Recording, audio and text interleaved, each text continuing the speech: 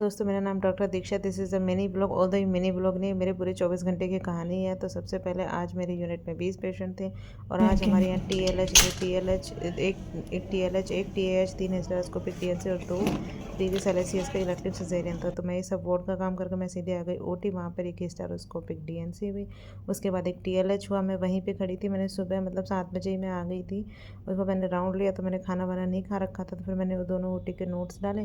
फिर मैंने मैम को बताया मैंने खाना नहीं खाया। तो मैम ने बोला ठीक है बेटा चले जाओ। फिर मैं चली गई। उसके बाद मैं गई। उसके बाद जो है मैंने जो है सबसे पहले मेरे पास ब्रेकफास्ट था वो मैंने किया। और फिर मेरी जो सीनियर थी वो चली गई थी टीएच के अंदर, वो जो है वार्ड का काम किया। और फिर उसके बाद मैं वार्ड में गई फटाफट। उसके बाद पेशेंट की जो है डिस्चार्ज वगैरह बनाई। जो डीएनसी मैंने की थी उसका इवनिंग डिस्चार्ज था वो गई। तो सबसे पहले मैं वार्ड में गई। उसके बाद मैं गई ओपीडी में। उस वैसे मैं ओपीडी में पहुंची वैसे मुझे फिर से फ़ोन आने लग गया कि डॉक्टर साहब डिस्चार्ज बच गया, उस पेशेंट का सीवीसी की रिपोर्ट आ गई है। फिर मैं डिस्चार्ज निकालने ऊपर गई। इतने में फिर मुझे ओटी से फ़ोन आ गया कि स्टेरोस्कोपिक डीएनसी लग गई है।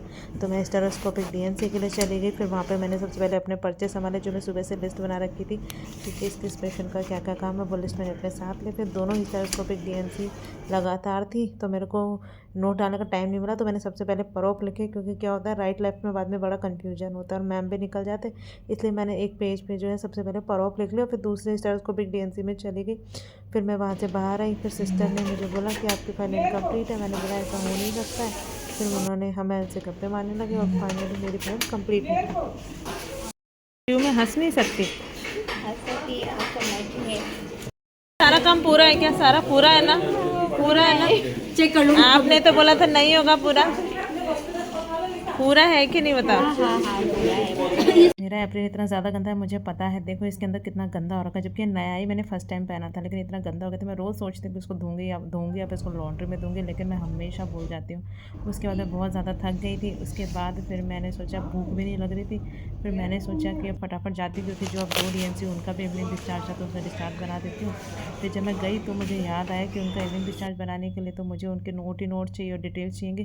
तो मैं वापस ओटी में गई, क्योंकि वो तो अभी पोस्ट ऑप में ही थे, क्योंकि वो जीए के अंदर थे। तो मैंने उनकी सिस्टर को बोला कि सिस्टर जी आप फ़ाइल लेके आओ, मुझे उसकी फ़ोटो खींचनी है। फिर सिस्टर जी गई फ़ाइल लेने, बहुत देर में आई, पर चलो आ गई। फिर मैं गई डिस्चार्ज बनाने। मैं इतना थक चुकी थी कि मैं आपको बता नहीं सकती, मेरे को भूख लगना ही बंद हो गई थी। उसमें सबसे अच्छा इंसिडेंस क्या हुआ कि जो मैं प्लेसेंटा प्रीविया की मैंने आपको कहा है, मतलब एक स्टोरी बताई थी थोड़े दिन पहले, तो वो रिलेटिव जो है वो उनका डिस्चार्ज था।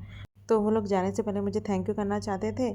फिर वो लोग आए, उन्होंने मुझे याद दिलाया कि मैं प्लासेंटा प्रीविया, मैं फ़ोन पे बात कर रही थी बट उन्होंने वेट किया मेरे फ़ोन कटने का। उसने बोला मैं प्लासेंटा प्रीविया, जिसका सिजेरियन आपने बहुत जल्दी जल्दी में लिया था, मतलब शिफ्ट कराया था मेन ओटी के अंदर, वो प्लासेंटा प्रीविया थी। तो विदिन 15 मिनट्स में जब मुझे पता चला कि वो प्लासेंटा प्रीविया है, तो मैंने उसका सेक्शन मतलब हमने किया था और उसका बेबी बिल्कुल ठीक निकला। और जब उसका बेबी रोया ना तो मुझे बहुत अच्छा लगा।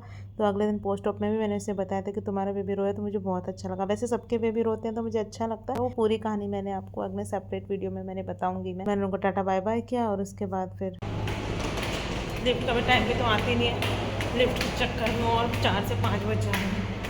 वार्ड में गई, वहाँ पर फिर मैंने डिस्चार्ज बनाया। फिर ऐसे मैं बैठ कर डिस्चार्ज बना रही थी। इतने में सिस्टर जी की चाय आ गई। तो सिस्टर जी ने बोला चाय पियोगे? मैंने बोला आप पिलाओगे तो क्यों नहीं पियेंगे। फिर उन्होंने मुझे चाय पिलाई। वो पनीर की सब्ज़ी लेके आई थी, उसमें मैंने एक रोटी खाई और अच्छा लगा मुझे उन लोगों के साथ चाय पी के, मज़ा आया।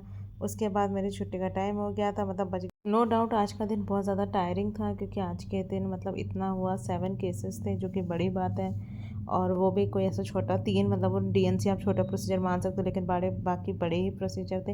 लेकिन फिर भी मतलब मैं थकी हुई थी, लेकिन उन लोगों ने जो आके मेरे को बोला ना, उससे मेरा दिन ही बन गया, मैं आपको बता नहीं सकती।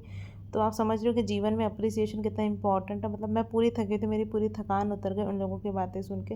और बहुत ही स्वीट और प्यारे कपल थे। भगवान उनके बच्चे की उम्र लंबी करे और वो स्वस्थ रहें। और बस मेरी ड्यूटी ख़त्म हो चुकी है, जो कि ख़त्म हुई है। मैं कल आई थी 6:30, आज मैं आई हूँ 5:50 पर। और तो मेरा काम तो जल्दी ख़त्म हो गया था, आई थिंक 5:20 5:30 तक।